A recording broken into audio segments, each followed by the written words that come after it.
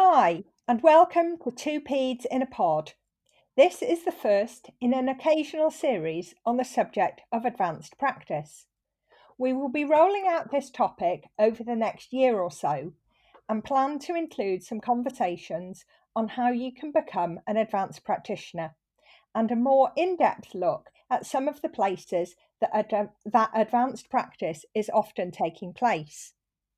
I'm Rhian Smith, and I'm an advanced neonatal nurse practitioner on a sub-regional neonatal unit and transport service in North Wales. Here with me today in this virtual space are Katie Barnes and Laura Lee. Brilliant. Thanks, Rhian. Hi there, everybody. My name is Katie Barnes, and I'm an advanced pediatric nurse practitioner, or pediatric ACP in our new lingo, and I'm based in Liverpool. I have a couple of hats.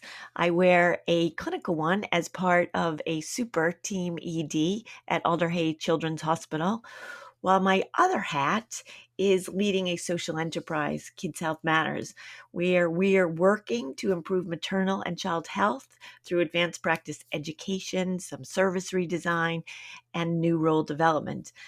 I think I'm pretty darn lucky to be able to combine that shop floor delivery with advanced practice policy and innovation, and thrilled to be here with my colleagues today.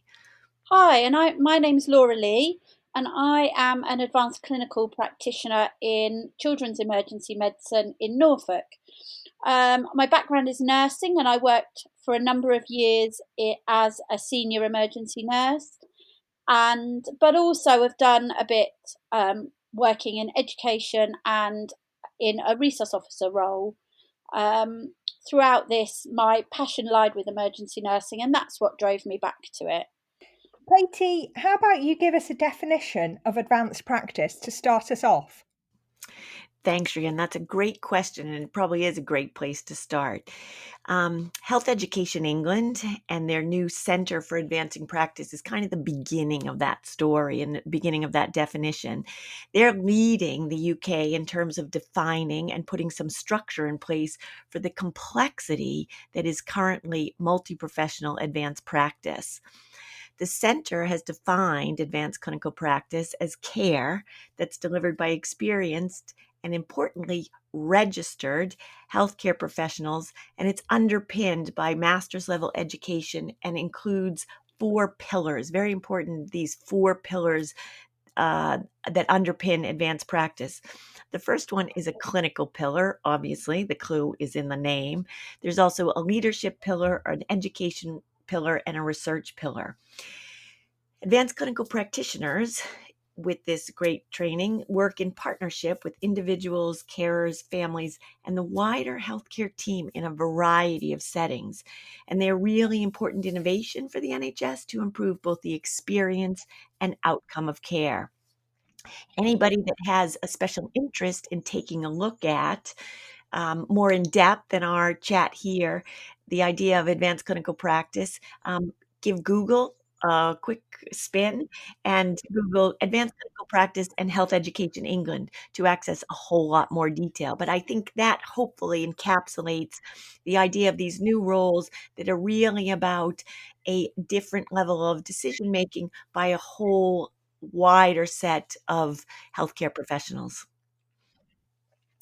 But tell me, now that we've gotten the definition out of the way, Laura and Rhian, you gals, why did you do it? You both have quite remarkable backgrounds. What motivated you to leave the comfort zone of your expert nursing practice and step into the advanced clinical practice world? Laura, what decided things for you? Great, Katie, thanks. Well, I think maybe 10 years ago, I would never have imagined myself doing this advanced practice role, but I didn't really know where I wanted to be. I think early on in my career, I knew that I didn't want to be a manager. I wanted to stay patient facing, and um, I enjoyed other things though, education and service improvement. So really was looking for something that kind of incorporated them all. It was really my time as a resus officer when I was working alongside some really fantastic advanced nurse practitioners that I thought, actually, I think this is what I want to do, and this is where I want to be. And my passion for emergency nursing remained throughout my time as a resus officer. And when the opportunity arose, I started my master's pathway with the hope that a post would come available, and it did. And that's really where I started. Rhian, what motivated you? Well, so much of what you've already said really resonates with me. I wanted to further my career, but without moving into a more managerial aspect of nursing. So 10 years ago, I was working as a senior staff nurse and had done an enhanced nursing practice course, which had given me extra skills. Then an opportunity came to be seconded to do my master's in advanced clinical practice, with a view to then setting up the ANMP service in my local unit. This was challenging as I had no footsteps to follow locally, but it was a fantastic opportunity for me and a colleague to work with the senior clinicians to set up the service how we wanted it. Wow. Wow. I think that I likewise share some bits of that story. One of the biggest differences, I suppose, that my story started 3,000 miles away from here. So I get that. I get the idea of stretching your clinical skills to another level. Laura, I definitely heard that in your reasons, Rhian, yours as well. And absolutely, totally the same for me. But in addition, believe it or not, way back while I was still in nursing school, my friend's mother was a community-based pediatric nurse practitioner. The states did have a jump start on advanced practice. The pediatric nurse practitioner role started in the 60s. But I knew when I met her mom, talked to her mom, heard about what she was doing, that I wanted to be one of those things. I wanted to care for kids as a decision maker. I still wanted to care for kids as a nurse, but with greater autonomy and holding on to the things that I loved. Really similar, Laura, really similar, Rhian, that a focus on education, prevention, connection, keeping those pieces, but stretching my clinical skills to another level. Knowing what her job was, my friend's mother's job. I mean, and literally, this was a long time ago. That it sealed the deal for me, and that when I was still in nursing school, I decided that that is what I wanted to do. So that same type of thinking as this role continues to gain momentum, I do think is really, really important for you, Rhian, your guys on the unit, Laura, yours, and the nurses in ED, the physios around the hospital, you modeling that exciting role. As another possibility for anyone considering to come into healthcare. You kind of sometimes have to see what you want to be and see what's possible. And at the moment, the idea of multi-professional advanced practice really does crack open the opportunities. And certainly the NHS is not short of need. There's no shortage of patients. So lots of hands need to come into that space. So yeah, I really think despite being from 3 different parts of the country and 3 different countries, we share an awful lot in that motivation. It's something I certainly have heard from lots of advanced practitioners. But tell me a little bit, because I don't know super lot about what you guys do with your days. Laura, your day, what's a typical day like for you in ED? Well, do you know what, Katie? I find this really hard to answer because within emergency medicine, I don't really think there is a typical day. And I think that's part of the draw for it, with me personally, anyway. And when you speak to the nursing staff and the medical staff that I work alongside, many of them say the same thing. You know, every day is different. You don't know what's going to come through the door. And not just every day is different, every hour of every day is different.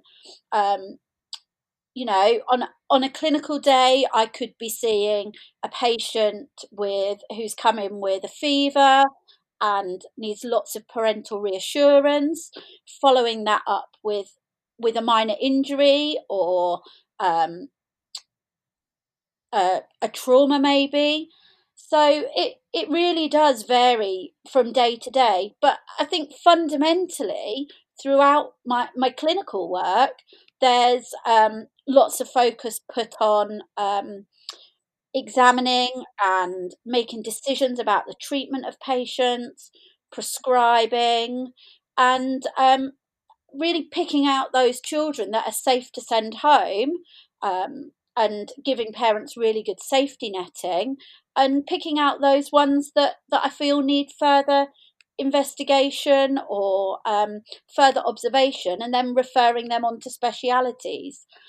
I really love the fact that emergency medicine, emergency nursing is really hands on and practical. So, on a daily basis, you might be suturing or doing other forms of wound care, gaining IV access, and many other practical skills, which is great.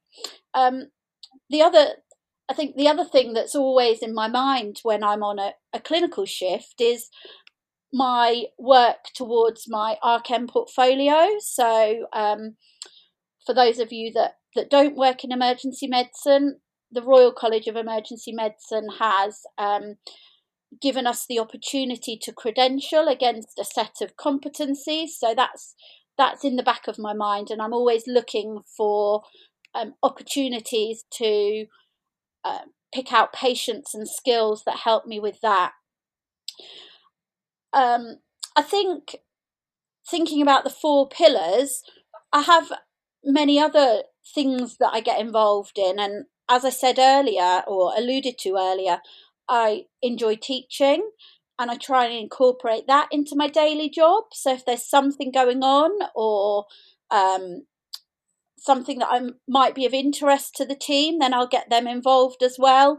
Starting off with things like pointing out things on X-rays. We might do a bit of in situ simulation. So really a wide variety of things, and that's just my clinical time. On top of that, non-clinically, I get involved with some service improvement and audit and investigating incidents. So a really good variety of stuff to keep me busy. I think ultimately every day is different, and every day I'm pushing myself and developing myself, and really kind of testing my knowledge, and I love that about the job. So what about you, Rhian? What's your typical day like? Because I expect it's quite different from mine. Well, the similarity would be that there really is no usual day. If I'm working clinically, I could be covering the neonatal unit. I might be participating in a ward round, which is consultant led. I could be attending births on delivery suite where a problem's anticipated. I could be examining and discharging well babies on the postnatal ward.